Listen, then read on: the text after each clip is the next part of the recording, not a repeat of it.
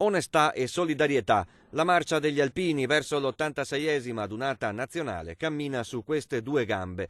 Il percorso verso Piacenza è già iniziato. Per domenica in Emilia si stimano in 50.000 le presenze dal Triveneto, tra penne nere e familiari al seguito. Onesti e solidali, in sintesi generosi. Gli alpini di Bassano del Grappa e di altre sezioni, per esempio, da più di un anno sono al lavoro in Emilia-Romagna, nelle zone terremotate. E in particolare a Casumaro, siamo vicino a Cento, in provincia di Ferrara. Da qualche mese stanno lavorando in un progetto, all'interno di un progetto dell'ANA nazionale per la costruzione di un asilo a Casumaro, appunto, e speriamo di riuscire a consegnarlo alle autorità del luogo per il mese di giugno. Nella zona del Grappa invece gli alpini di Bassano, Feltre, Valdobbiadene e Treviso da un anno offrono un nuovo servizio di accoglienza agli appassionati del turismo storico al Sacrario Militare del Monte Grappa.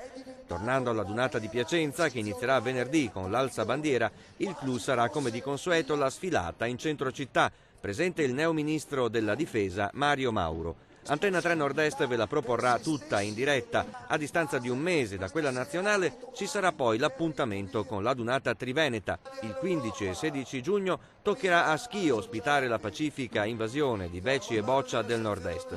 Sono ben 127.000 gli iscritti triveneti all'Associazione Nazionale Alpini.